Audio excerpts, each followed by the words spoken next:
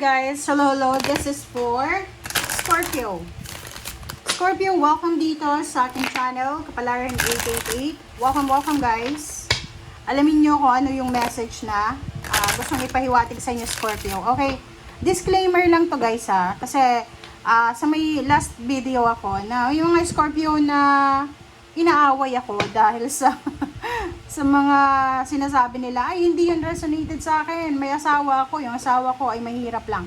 Diba, sabi doon sa baraha, kung ikaw ay may asawa ka, pero yung asawa mo talaga mahirap, and then if may karelasyon ka ngayon, diba, so yun, ito ay para sa lating Scorpio. Welcome guys. Okay, nakakatuwa kayo. Huwag kayong masyadong huwag yung pag yung tuturuan mo kayo sa panunood ng tarot, okay?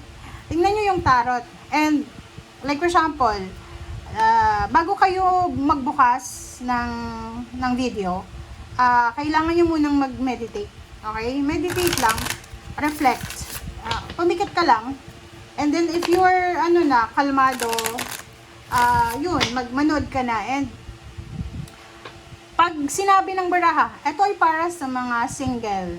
Okay, so you're not single, may asawa ka, ay hindi yan para sa akin. So yun, dapat isipin mo. And gamitin natin ang ating intuition guys. Okay? Wag nating i-claim yung mga bagay, wag nating i-claim yung mga readings na hindi para sa atin.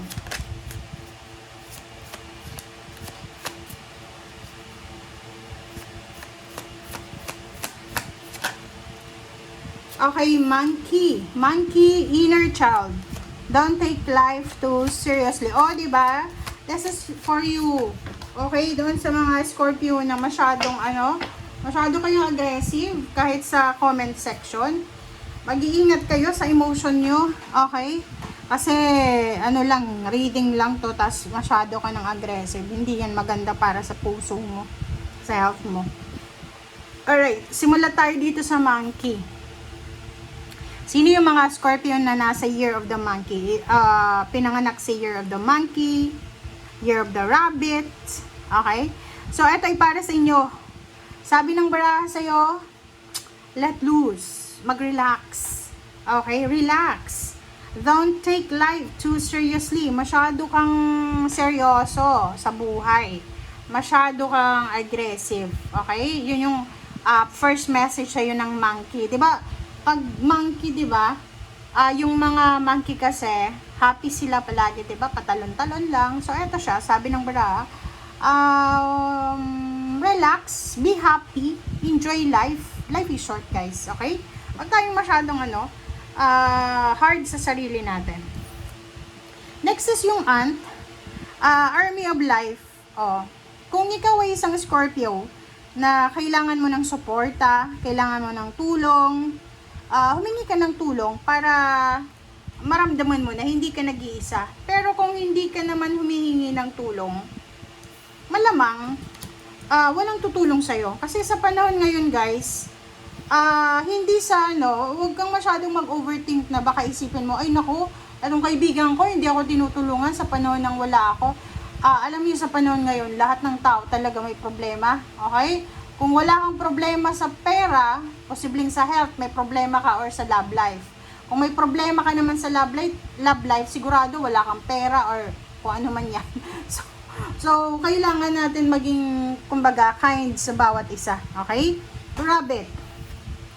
Rabbit, sensitive soul. Okay? So dito sinasabi na, strengthen your boundaries and cut cords. Yun. Scorpio, sinasabi ng baraha sa'yo na kung medyo suffocated ka na, if you feel suffocated sa mga tao sa paligid mo, suffocated ka na ba sa trabaho mo, pamilya, or kung sino man to, na parang pakiramdam mo, diba, hindi ka makahinga dahil sa suffocation. Sabi ng baraha sa'yo dito na maglagay ka daw ng boundaries, and as much as possible, cut cords, diba? Alisin mo yung mga tao, sitwasyon, or lugar na alam mo na nagbibigay sa'yo ng stress, ng anxiety, ng depression, or hindi nakakatulong sa mental health mo.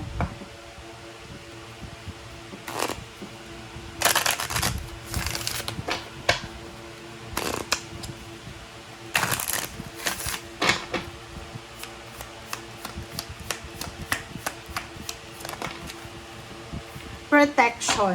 Okay, protection. You are protected, Scorpio. Okay?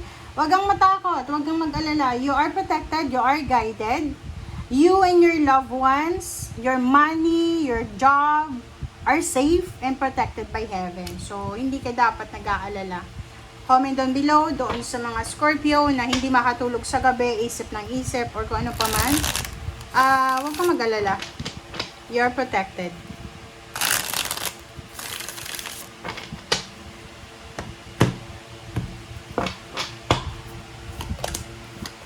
Okay, Emperor and Six of Air. Wow, congratulations. Congratulations. Congratulations sa'yo kasi may mga Scorpio dito na possible na nagpaplano ka na lumipat ng bahay, mag-travel, pumunta ng ibang bansa, mag-apply ng mas mataas na posisyon. Dito sinasabi na there's a possibility. Pwede kang ma-regular sa trabaho mo, pwedeng madagdagan yung sweldo mo, madagdagan yung knowledge mo, wisdom. You're moving on. Parang sinasabi ng baraha sa'yo na you're moving on stronger. Parang gano'n. So, kung may mga nangyaring hindi maganda sa buhay mo, Scorpio, makakaramdam ka ng kapayapaan, pag-asa, and sinasabi ng baraha na you're moving on talaga. Okay? You're moving on peacefully. Parang yun yung sinasabi. Alright. Next is release. May mga ano kayo dito. May mga concern. Yun yung problema. Namumroblema ka para sa sarili mo. Kasi siguro natatakot ka na mawala ng trabaho, nag-aalala ka na maghirap sa buhay. So sabi ng baraha sa'yo dito, be free daw. Release any negative thoughts, negative emotions, negative situation, negative environment, negative person, or negative mindset. Okay? Be free daw. Kasi, as long as na, parang kailangan mong mag-move on. So, kailangan mong kalimutan yung past. Okay? Ego. Wow. Illusion. Materialism. Iwasan mo din yung sobrang pagiging materialistic, guys. Okay, baka naman may mag-comment dyan, awayin nyo naman ako, para sasabihin nyo, ay hindi ako materialistic. Okay, so kung hindi ka materialistic, just, di ba, good for you. But this one is for those na, mga tao na mas pinapaboran nila yung pera kaysa pamilya, mas inuuna nila yung pera kaysa sa relationship. Yung parang mga taong materialistic na kaya nilang pumatol sa matanda, basta may pera, parang ganon. So, yun, iwasan natin din yung sobrang taas ng ego. 'Di ba? Yung ma-pride, ma-ego, masyado tayong matapang, parang ganon. Okay? Five of Air and Five of Fire. So, this is 55. Ayun, nakikita ko sa'yo dito na may ginawa ka bang desisyon? Kasi there's a worries here, okay? May worries ka. Napakalaking pag-aalala to. So, may magko-comment na naman dyan, wala kang problema. Okay, so kung wala kang problema, hindi ito para sa'yo ang reading na to. Okay? So, ito naman ay para doon sa mga may problema or may mga ginawa kayo. Yung may ginawa ka na nagigilty ka. Okay? May ginawa ka na hindi maganda. So, sinasabi ng baraha sa'yo na posibleng yung ginawa mong desisyon 2 weeks ago, 3 weeks ago, 1 month ago, ngayon mismo, or sa susunod na linggo or buwan, magsisisi ka. Okay? Magsisisi ka kasi mali yung decision mo eh. And Five of Fire, sinasabi ng baraha sa'yo dito na yon, naguguluhan ka, or posibleng maguluhan ka, posibleng ma-involve ka sa away, sa gulo, sa kaso, maybe you're competing with someone, you're comparing yourself to someone. Nakikita ko sir dito na medyo maiirita ka. Maiirita ka kasi may ginawa kang decision few months ago or few weeks ago pero nag-backfire sa iyo ngayon. So, medyo syempre 'di ba, pag hindi maganda yung result ng ginawa natin, talagang may inas tayo. Okay, reverse na 8 of Earth. OMG. Guys, nakikita ko sa'yo dito, sobrang excited ka eh. Isang Scorpio ang sobrang excited para sa kanyang bagong opportunities or bagong love life ba yan? But impossible. Sabi ng baraha dito, yung ini-imagine mo, yung illusion mo, ay posibleng pag-isipan mo muna siya ng mabuti. Okay? Huwag kang gagawa ng isang napakalaking desisyon kasi pagsisisihan mo talaga siya. Okay? Sabi ng baraha sa'yo dito, marami kang pangarap sa buhay. Marami kang pangarap sa buhay. Nine of Water, marami kang wishes, marami kang dreams, goals para sa kaligayahan mo. But make sure guys na, okay, huwag kayong magalit na naman ha. Sa ibang Scorpio, nahihirapan na ako sa inyo guys magbigay ng reading. Kasi yung iba ay hindi ko alam. Nagagalit kayo pag negative yung reading nyo eh. Hindi pwede sa tarot yun guys. Kasi yung tarot hindi lang puro maganda. Dapat we are ready na may marinig tayong hindi maganda. Okay? So, dito sa barang to, marami kang wishes. You are goal-oriented ka. Marami kang pangarap.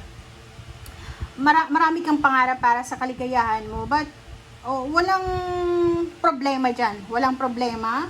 Mataas yung pangarap natin. Gawin natin yan. As long as na wala kang matatapakan na ibang tao. Walang iiyak. Scorpio, makinig. Walang iiyak dahil sa'yo. Walang masasaktan dahil sa'yo. Physically, mentally, financially. Okay yun. Ipaglaban mo kung ano man yan ang mga wishes and dreams mo. Okay? Pero kung may nasasaktan ka, alam mo na may umiiyak, ihanda mo yung sarili mo kasi may kapalit yan na karma. Okay? So yun guys. Thank you for watching. Bye!